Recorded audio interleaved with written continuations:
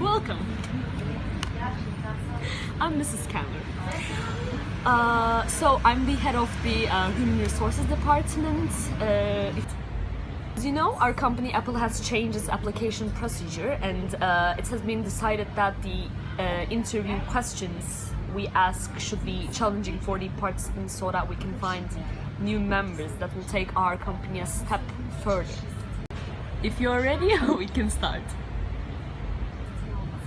Please introduce yourself. Okay, I'm Jessica Carter and I'm from Middletown, close to Texas. I graduated from the University of Exeter and I've done my master's on University of Wharton School of Business. Oh, that's really great. So, the last question is, what is derivative?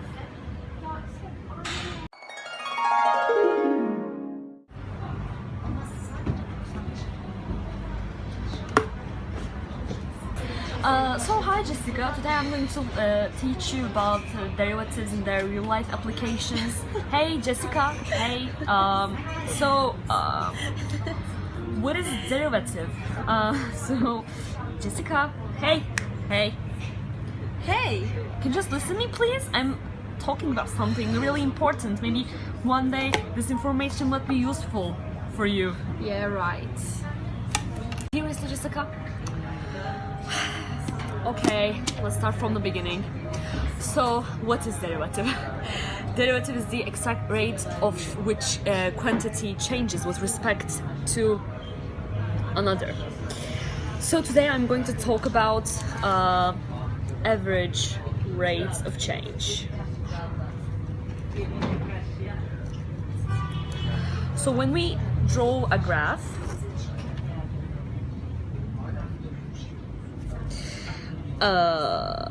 with RTIs, you can see that there is a curve. Do you follow what I'm saying? Yes. Can you solve this, please? Okay.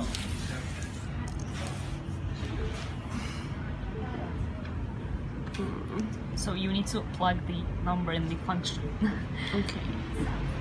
I'm not that stupid, okay?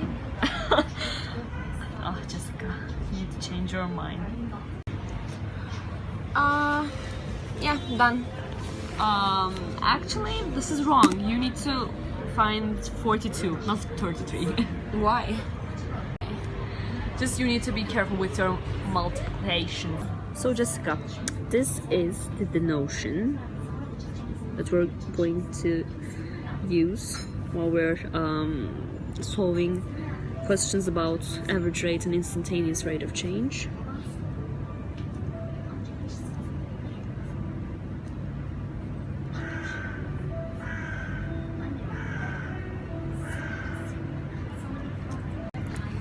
So even if these kinds of notions comes out in some questions, it asks you the instantaneous rate. And I want to point out something in questions with graphs. If the discrete finite points does not exist, it means that there is no instantaneous rate of change at those points. So Jessica, can you solve this question, please? Okay. First I do the product rule, right? Yes. Okay. Good student.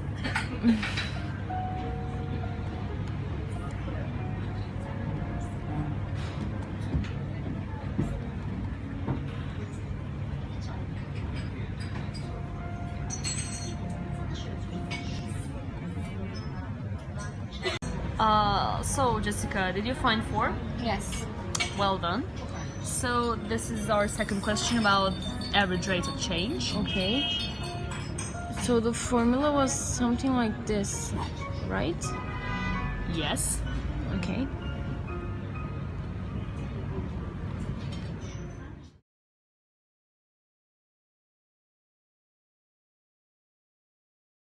Understand this? Yeah, I think I do.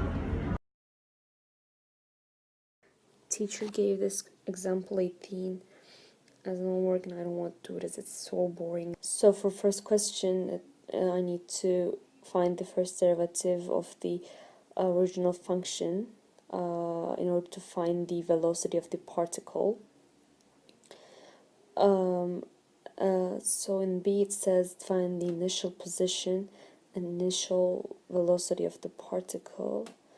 So I need to plug 0 into the displacement function, which the answer is 3 meters, and I need to use the velocity function, which is the first derivative, and then I need to plug 0, and the answer is 60. And for question C, it asks me to find the particle when it is at rest.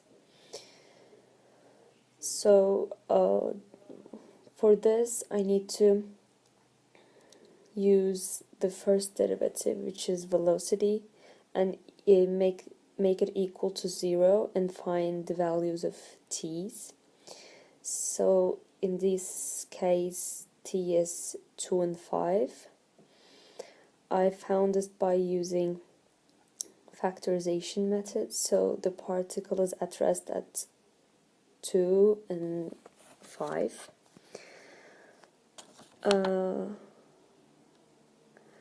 And for question D, I need to draw a table by using 2 and 5.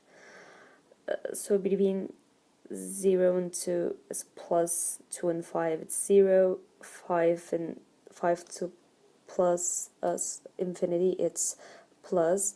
So particles moving right for 0 to 2 and 5 to infinity.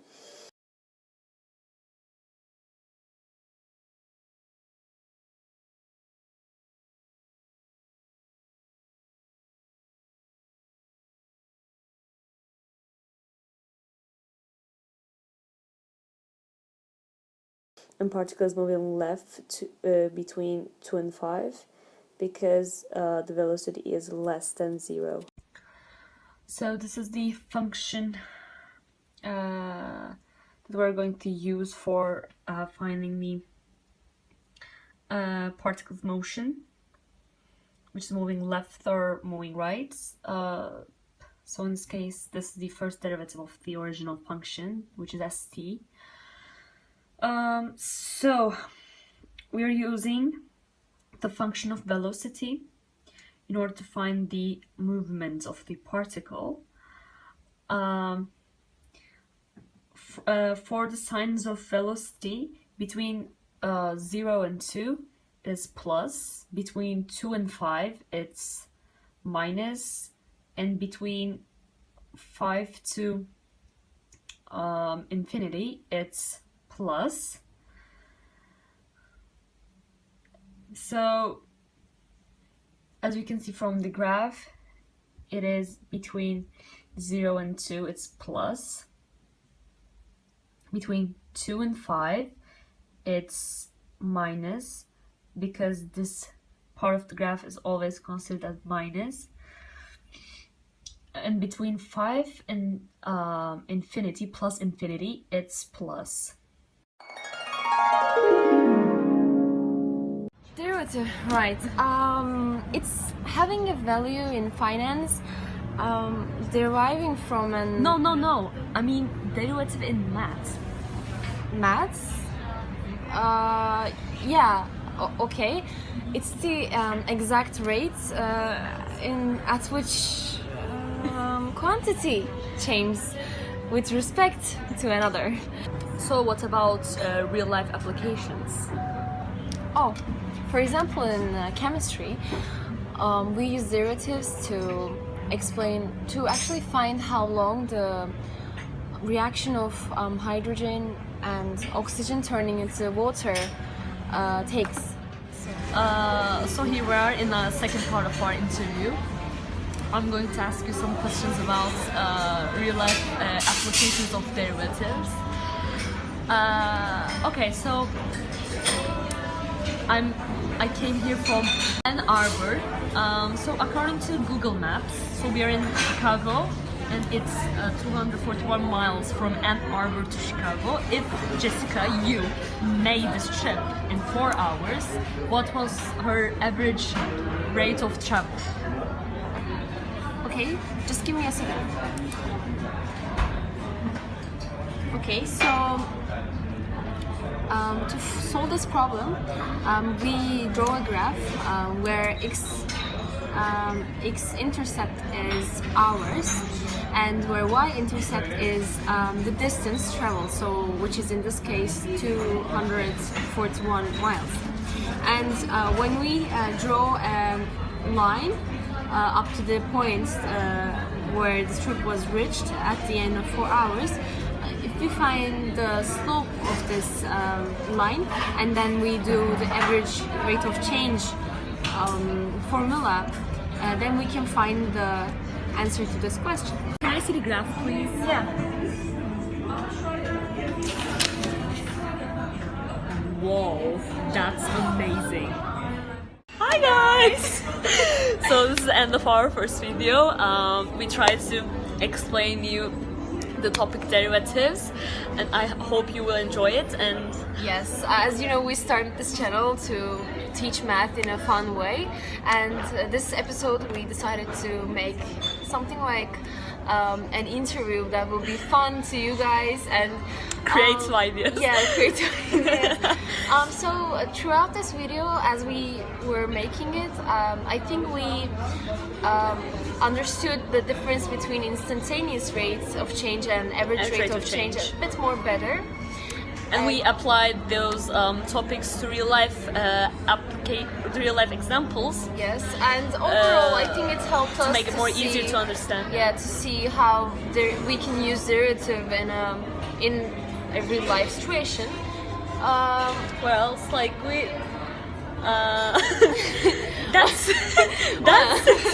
See you in our next video. Yeah, we are planning. Don't forget to subscribe.